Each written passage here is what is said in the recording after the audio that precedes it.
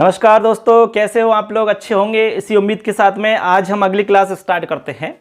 चलिए, अगली क्लास में आपका बहुत बहुत स्वागत है। हम यहाँ पर सेकंड ग्रेड का हमारा टारगेट है, सेकंड ग्रेड को लेकर के हम चल रहे हैं और साथ साथ में हम रीट का सिलेबस भी यहाँ पर करवाने वाले हैं। तो यहाँ पर देखिए सेकंड ग्रेड, ठीक है, संस्कृत की हम बात कर रहे हैं और एक हमारा रीट का सिलेबस भी साथ में चलता रहेगा। देखिए, इससे पहले हमने आपको दो चीज़ बताई थी। एक तो संस्कृत शब्द की बात की थी, हमने पूरी व्युत्पत्ति किस तरह से होती है वो बताया था।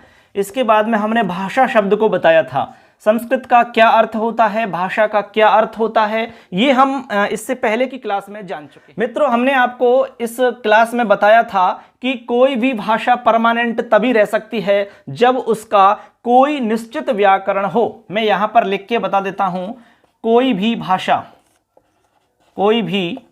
भाषा परमानेंट तभी रह सकती है, आप नोट कर सकते हैं, रह सकती है जब उसका कोई एक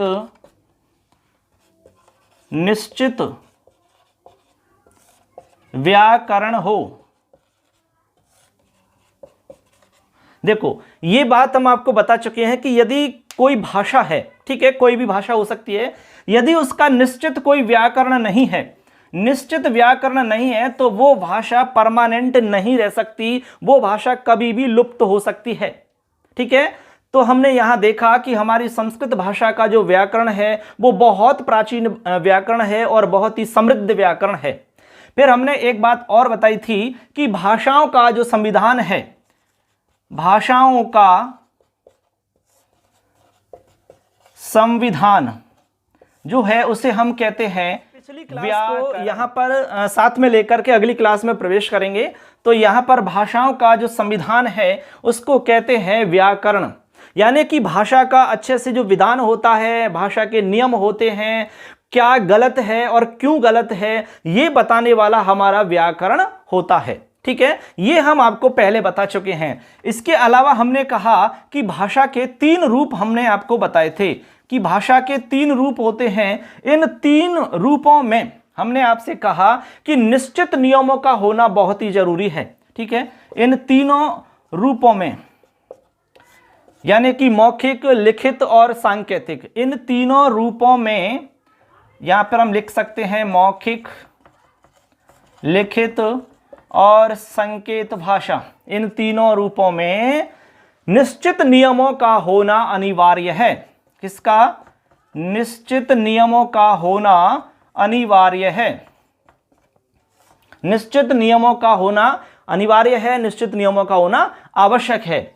इन्हीं निश्चित नियमों को, इन्हीं निश्चित नियमों को, इन्हीं निश्चित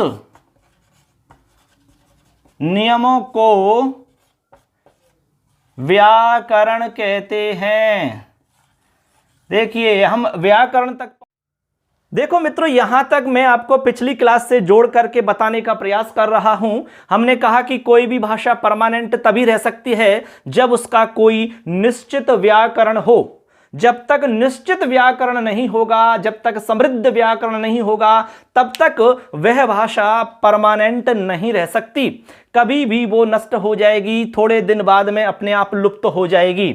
भाषाओं का जो संविधान होता है वो व्याकरण होता है। व्याकरण का काम है कि क्या गलत है और क्यों गलत है, और क्या सही होगा और क्यों सही होगा, ये सब बताने का काम व्याकरण का है। फिर हमने कहा कि भाषा के 3 रूप होते हैं, मौखिक रूप होता है, लिखित रूप होता है और सांकेतिक रूप होता है। इन तीनों ही रूपों में निश्चित नियमों का होना आवश्यक है। फिर कहा कि इन्हीं निश्चित नियमों को हम व्याकरण कहते हैं।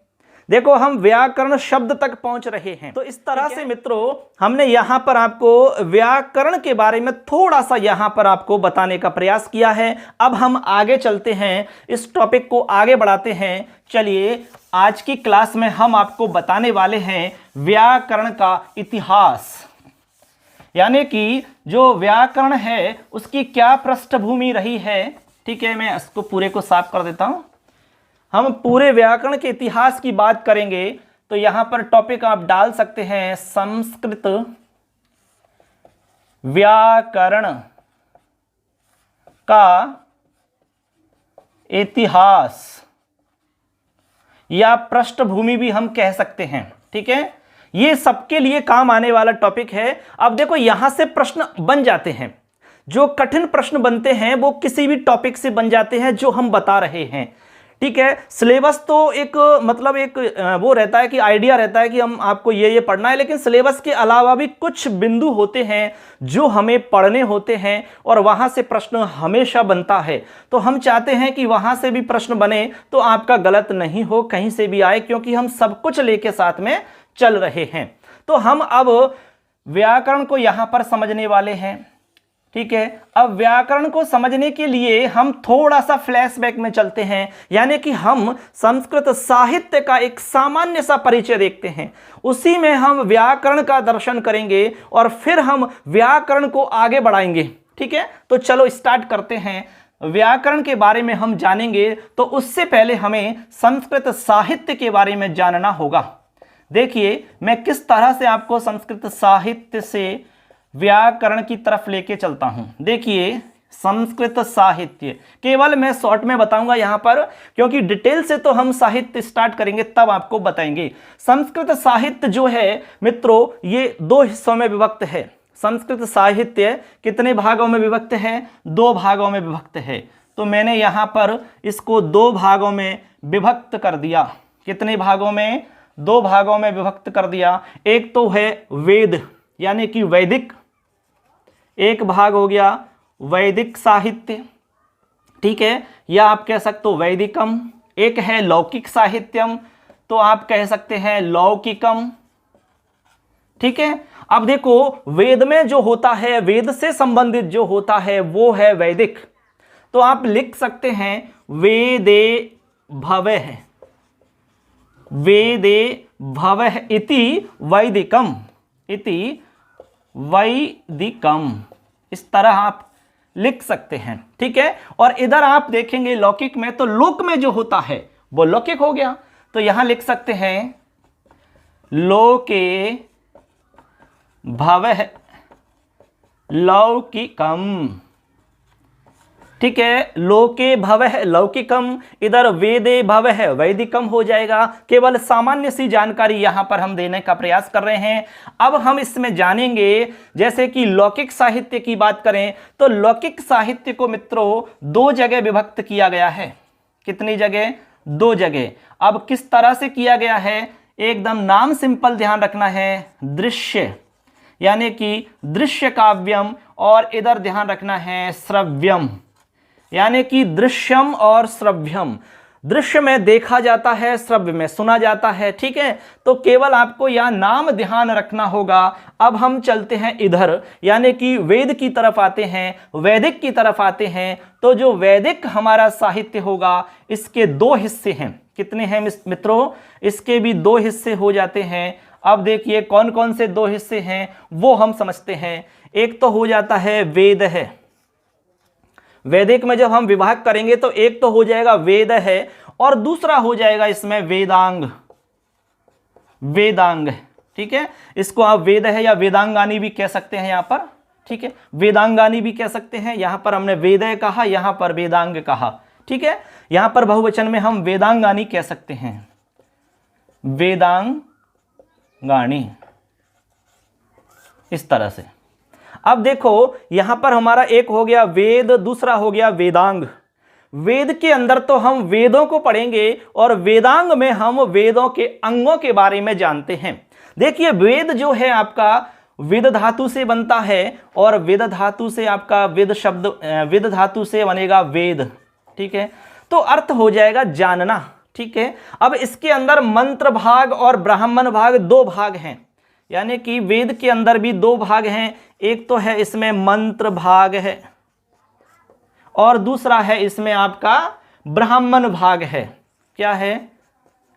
ब्राह्मण भाग है। बात समझना, वेद जो है हमारा दो भागों में विभक्त हो जाता है, एक तो मंत्र भाग में और दूसरा आपका ब्राह्मण भाग में। ठीक है, यहां तक क्लियर है सबके। अब मंत्र भाग में आप मंत्रों का अध्ययन करते हैं, इसमें स्तुति परक मंत्रों को हम पढ़ते हैं।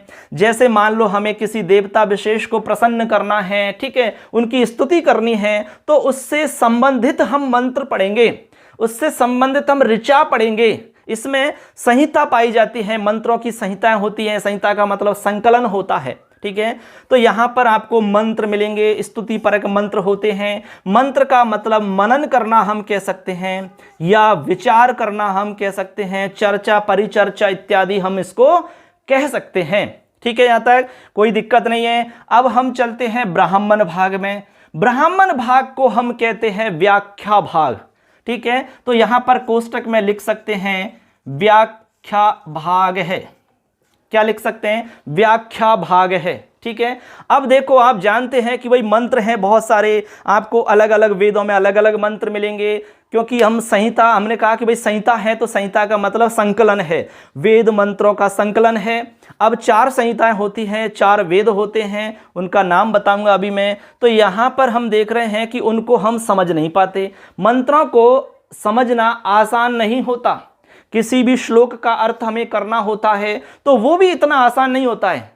तो फिर आप देखिए, जब वैदिक मंत्र हैं तो वैदिक मंत्रों को समझना बहुत कठिन होता है, क्योंकि इसमें जो शब्द होते हैं वो अलग होते हैं, वैदिक शब्द होते हैं, हमारे प्रचलन में नहीं होते हैं, हमारे लौकिक में नहीं होते हैं, इसलिए वो अपने आप कठिन हो जाता है।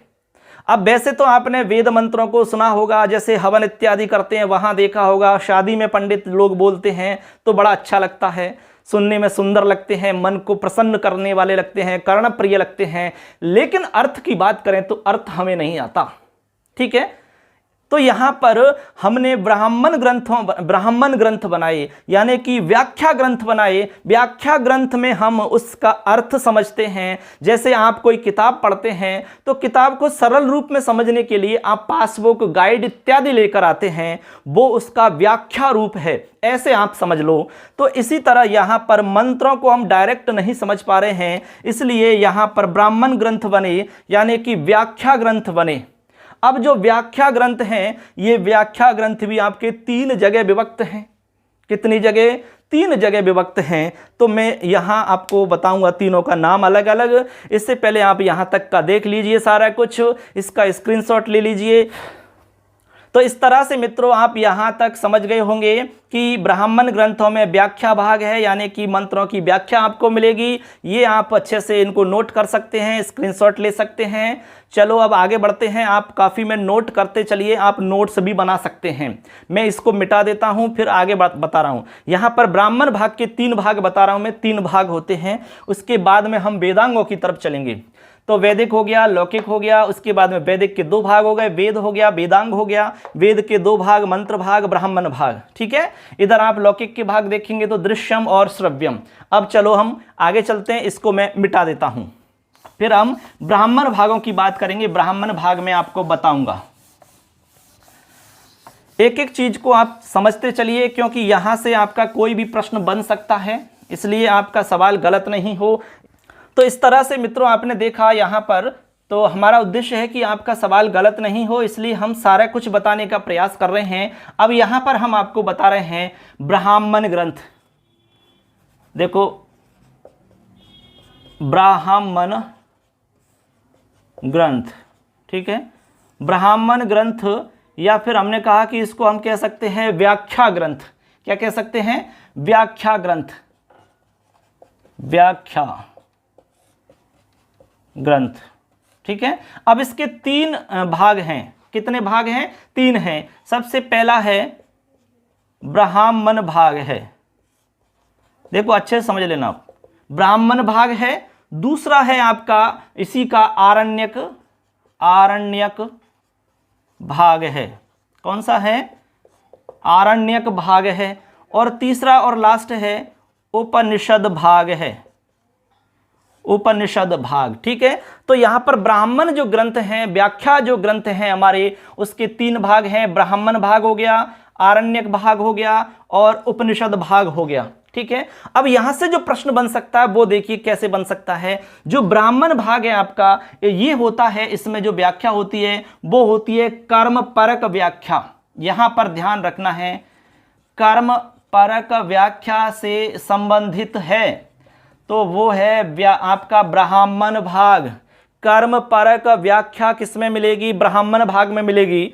आगे चलिए, यहां पर मिलेगी उपासना, उपासना परक व्याख्या मिलेगी, उपासना परक व्याख्या आपको मिलेगी यहां पर। और उपनिषद जो है ये वेद का अंतिम भाग है, वेद का अंतिम भाग, ठीक है, इसीलिए इसको कहते हैं वेदांत है। आपने सुना होगा कि वेदांत क्या है, ये प्रश्न बहुत बार आया है, वेदांत है क्या है? तो उपनिषद को ही वेदांत कहते हैं क्योंकि ये वेदस्य अंतिम भाग वर्तते, वेद का अंतिम भाग है, इसीलिए इसका नाम है वेदांत है। इसके अन्य नाम और भी हैं, क्या नाम है? इसको हम वेद सारांश भी कह सकते हैं, वेद सारांश है, समझ गए बात को। इसके अलावा इसको हम कह सकते हैं गूढ़ विद्या, गूढ़ विद्या, या कह सकते हैं रहस्य विद्या, ठीक है। ये इसके उपनाम हैं उपनिषद के।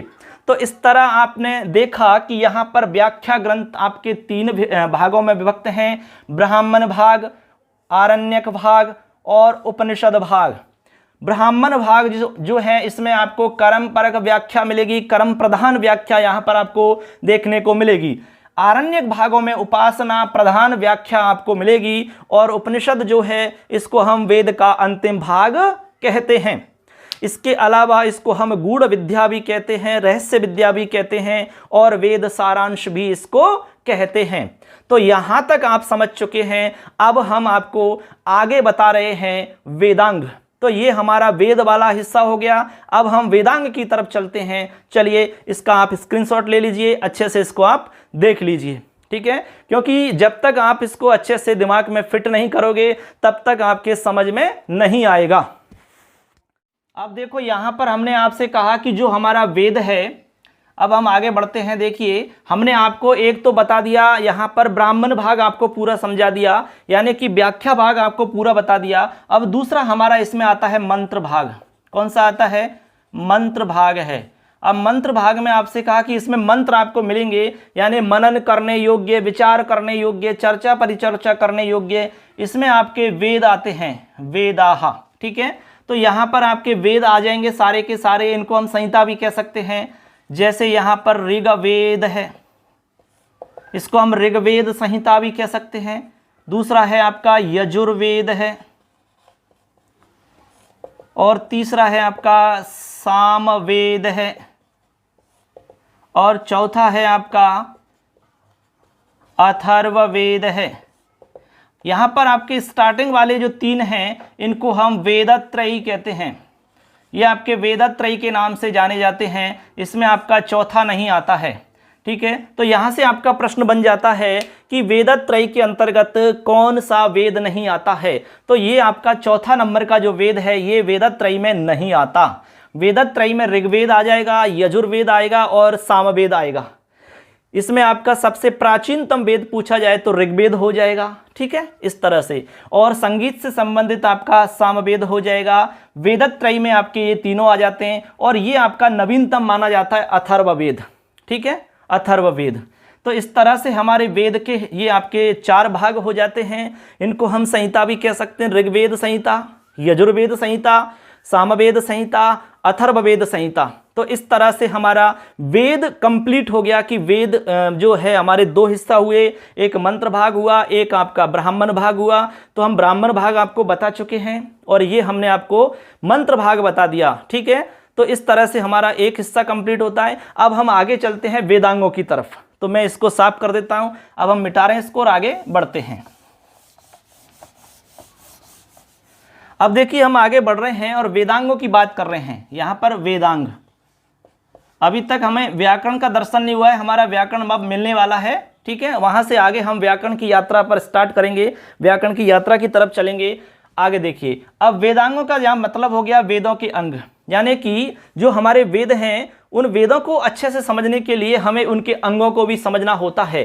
तो यहाँ पर आप लिख सकते हैं, देखिए कि वेदों के अर्थ को विस्तार पूर्वक जानने के लिए, वेदों के अर्थ को विस्तार पूर्वक जानने के लिए हमारे लिए क्या आवश्यक है? वेदांग। यानी वेदों के अर्थ को विस्तार पूर्वक जानने के लिए वेदांगों की आवश्यकता है।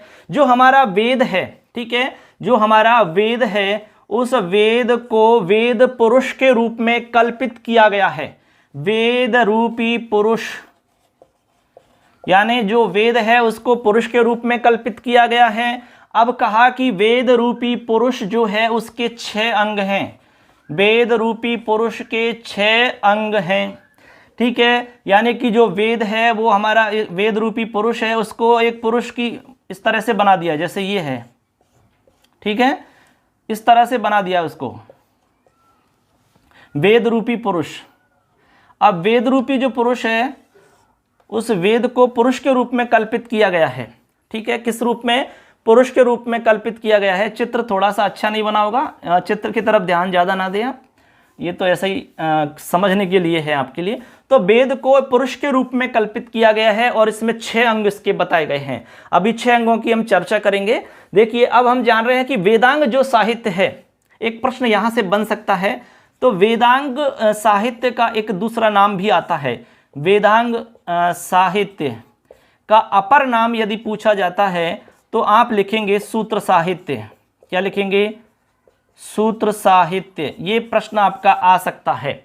वेदांग साहित्य का अपर नाम जो है वो सूत्र साहित्य है, ये आपको ध्यान रखना है। अब वेद के 6 अंगों में व्याकरण को प्रधान बताया गया है। वेद के 6 अंगों में व्याकरण को प्रधान बताया गया है या मुख्य बताया गया है, ठीक है। तो यहां पर इस तरह से हमारे व्याकरण की प्रधानता सिद्ध हो जाती है, क्योंकि जिस तरह मनुष्य का जो मुख होता है वो हमारे पूरे शरीर के अन्य अंगों की तुलना में काफ़ी महत्वपूर्ण होता है। हम किसी भी व्यक्ति के चेहरे को पहले देखते हैं, ठीक है, उसके बाद में आगे हम समझते हैं उसको।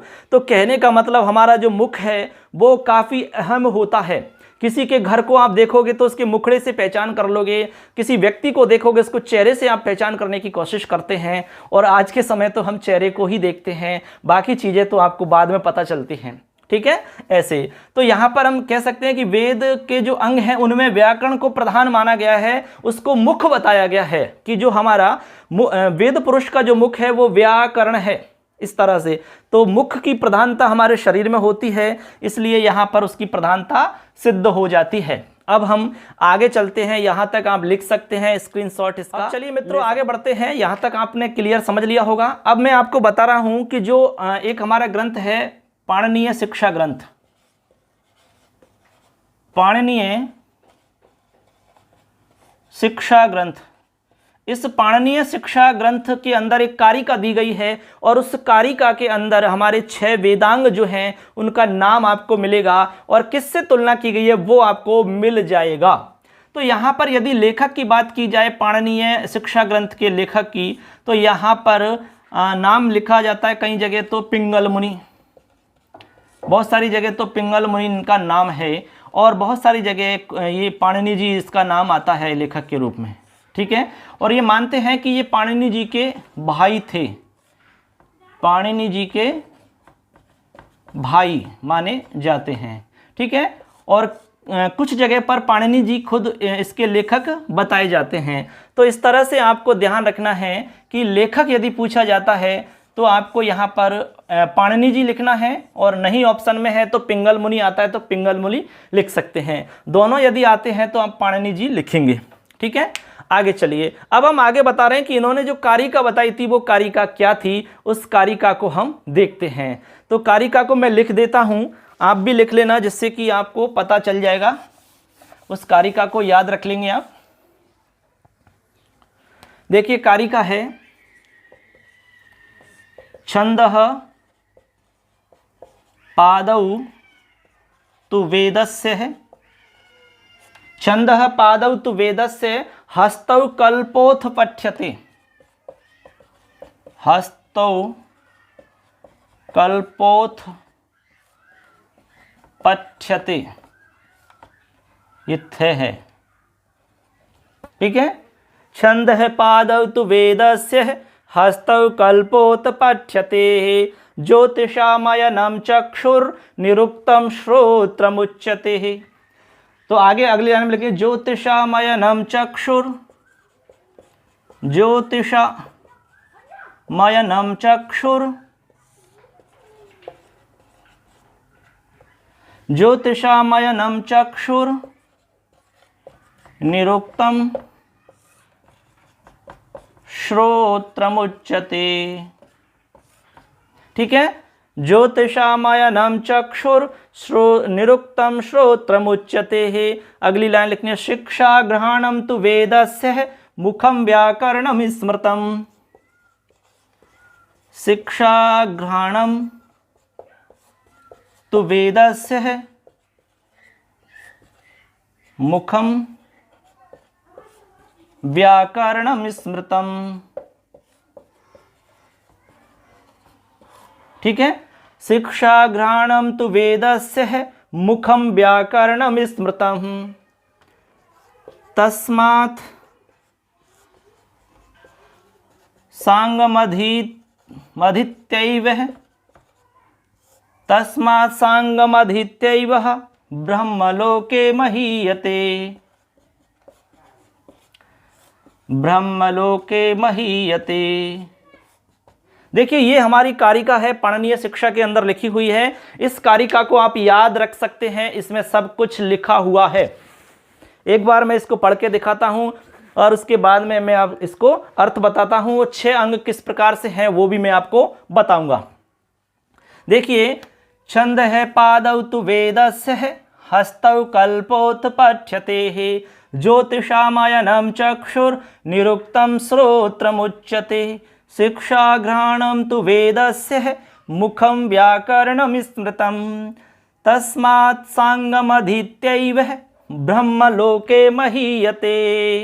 इस तरह से यानी कह रहे हैं कि इन वेदों के साथ साथ में अंगों का अध्ययन करना, यानी वेदों के साथ साथ में जो अंगों का भी अध्ययन करता है वो ब्रह्मलोके महीयते, ब्रह्मलोक को प्राप्त होता है, ब्रह्मलोक की प्राप्ति उसको हो जाती है। तो ब्रह्मलोक की प्राप्ति के लिए आप वेदों के साथ साथ में वेदांगों का भी अध्ययन करें। ठीक है, तब आपको ये प्राप्ति हो सकती है। अब इसमें 6 हमारे वेदांग कौन कौन से आए हैं वो मैं बता रहा हूँ। तो एक बार आप ऐसा करिए, इसको लिख लीजिए, स्क्रीनशॉट ले लीजिए, फिर मैं इसको मिटाता हूँ और उसके बाद में मैं आपको 6 वेदांगों के नाम बताता हूँ। ठीक है, चलिए मिटा देता हूँ इसको मैं, आप आगे इसको समझ लेना, स्क्रीनशॉट ले लेना आप इसका। अब देखिए, मैं इसके आधार पर, इस कारिका के आधार पर, ये हमारा प्रमाण हो गया कि वेद के 6 अंग कैसे हमने बताए। तो वो पाणिनीय शिक्षा में लिखा हुआ है और प्रमाण के रूप में हमने कारिका आपको बताई। इस कारिका में ये साफ लिखा गया है। अब इसके आधार पर मैं आपको 6 वेदांग बता रहा हूं। तो यहां पर मैंने एक ट्रिक बता रहा हूं, इस ट्रिक की सहायता से आप याद कर सकते हैं। शिकवा, शिकवा, निच, ज्योतिष। ठीक है, इस ट्रिक की सहायता से आप 6 वेदांगों के नाम ध्यान रख सकते हो।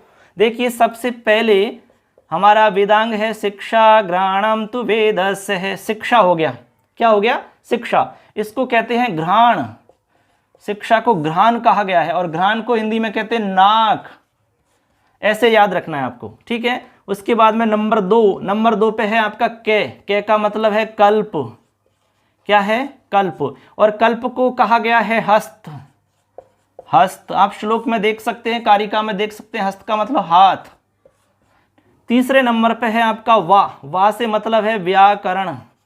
अब देखिए यहां पर आपको व्याकरण का दर्शन हो रहा है भाई, व्याकरण, यहां हमें व्याकरण का दर्शन हो गया है। और व्याकरण को कहा गया है मुखम। क्या कहा गया है? मुखम, यानी कि मुख। ठीक है, तो ये हमारे लिए इंपॉर्टेंट है व्याकरण। इसके बाद में नंबर 4, नी से मतलब है निरुक्त। क्या है? निरुक्त। और निरुक्त को क्या कहा गया है? कान, यानी कि उसको हम कहेंगे श्रोत्र। श्रोत्र इसको कहते हैं हिंदी में कान। और 5 नंबर पे है हमारा छ से यानी छंद। छंद को माना गया है पैर, तो पैर को कहते हैं पाद। क्या कहते हैं? पाद। इसके बाद में लास्ट है हमारा 6वें नंबर पे ज्योतिष। क्या है? ज्योतिष। और इसको कहा गया है आपका चक्षु। क्या कहा गया है? चक्षु। इसको हम आँख या नेत्र कहते हैं। ठीक है, तो ये हमारे 6 अंग हो गए, इनको हम वेदांग कहते हैं। मित्रों, ये हमारे वेदांग अच्छे से याद होने चाहिए, क्योंकि यहाँ से सीधा प्रश्न आ जाता है कि जो हमारा शिक्षा वेदांग है, इसकी कल्पना वेद पुरुष से किससे कल्पना की गई है? तो इससे की गई है नाक से। ठीक है, ये जैसे हमने आपसे एक चित्र बना के बताया था कि जैसे ये हमारा कोई भी वेद पुरुष ऐसे हो गया। ठीक है, ये ऐसे एक सिंपल समझ लो आप। तो ये हमारा जो वेद है वो पुरुष के रूप में कल्पित हो गया। तो यहाँ पर एक तो आँख हो गई, एक मुख हो गया, एक हस्त हो गया, एक पैर हो गई। ठीक है, देखो नाक हो गई, फिर कान भी तो है, ये एक कान हो गया, तो 1 हो गया, 2, 3, 4 और 5। कौन से रह गए? 1। देखो नाक हो गई, एक हाथ हो गया, मुख हो गया आपका, हाँ यहाँ पर ये मुख नाक बनाई कहाँ है, ये नाक हो गई ऐसे। तो इस तरह से हमारे 6 हो गए टोटल। नाक, हाथ, मुख, कान, पैर और नेत्र। तो इस तरह से हमारा ये वेद पुरुष है। तो इसके जो अंग हैं उनको किससे यहाँ पर कल्पना की गई है, किसके साथ में उसको जोड़ा गया है, ये आपको ध्यान में रखना है। तो यहाँ पर व्याकरण को मुख माना गया है। तो आपको पता है कि पूरे शरीर में मुख की प्रधानता मानी जाती है, तो यहाँ पर व्याकरण की प्रधानता है मुख्य रूप से। तो यहाँ पर जो व्याकरण है वो व्याकरण इस बात से सिद्ध हो जाता है कि ये प्रधान है, ये सभी में मुख्य है। तो यहाँ पर हमारे लिए पहली बार व्याकरण का दर्शन हो रहा है। यहाँ से हम व्याकरण को आगे लेके चलेंगे, तो आगे हम व्याकरण की पूरी विकास यात्रा पढ़ेंगे। तो यहाँ तक आप समझ गए होंगे कि वेदों के 6 अंग हैं। 6 अंगों में हमने एक एक का नाम बताया है, ट्रिक से बताया कि शिकवा, निच, ज्योतिष। इससे आपको क्रम ध्यान में रहेगा। ठीक है, तो अब यहाँ तक आप लिख लीजिए और 1-2 बात और इसमें लिख लीजिए। आज की हमारी क्लास पूरी कंप्लीट हो जाएगी। यहाँ पर आप 1-2 बात नोट कर सकते हैं, जैसे कि वेद है हमारा। तो ये जो वेद है इसको हम क्या कहते हैं? समस्त ज्ञान का मूल कहा जाता है। ये समस्त ज्ञान का मूल है।